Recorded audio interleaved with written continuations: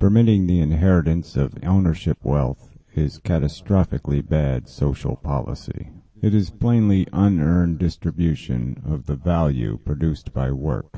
Inheritance creates permanent resource inflation, as the resources converted into surplus will have to be rented at interest back into public utility. Inheritance keeps resources off the public market, which in turn inflates prices. Inheritance provides no socially useful incentives to do productive work and creates opportunity for squander. Inheritance makes ownership nearly perpetual and in turn makes ownership more profitable than productive work. Inheritance is a cheat in the game of life. Ownership should be earned.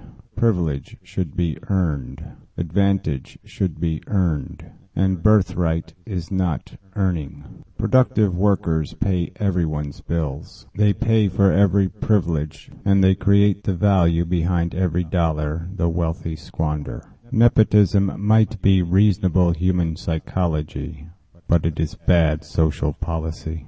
In no other aspect of the game of life do we embrace birthright as a definer of right. The economy is the greatest game we play. Yet it is the only game where we permit grotesque unfairness. Adam Smith's invisible hand is nothing but a thief if it is filling something other than a working person's pocket.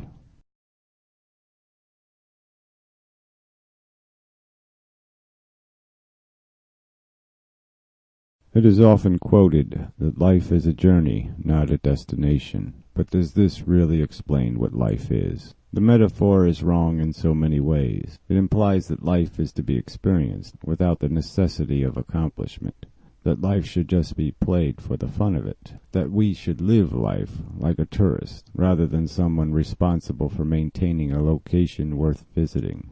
In most cases, a good journey or trip does require a great deal of planning. Life is work, if you're going to do it well. I would argue that life is more than playing the game. It's accomplishing the goal. And the goal or destination of a good life is to live a good life. And that won't come easy or cheap in terms of personal sacrifice.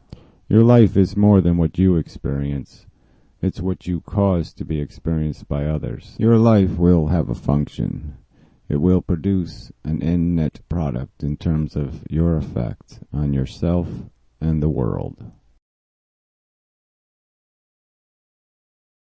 The concept of drawing straws provides a useful analogy to many human activities. We often accept some risk for some potential reward, but deciding for someone else is very different than deciding for yourself.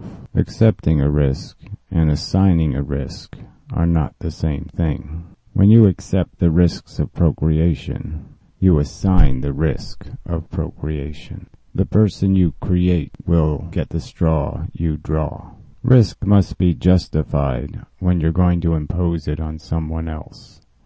And if all you have as a justification is, I want, or I will take, you should be prepared to defend the superior value you've placed on your own interests. Gambling can be an addiction, and if a need to gamble is your addiction, you should only be betting with your own currency. When playing with someone else's welfare, the safe bet is to make no bet. There is no harm in being harmless. The simple truth is, a glass full of the best of life simply doesn't need to be created, and creation certainly can't be rationally defended when you cannot guarantee against your created glass being half empty, or worse, catastrophically cracked.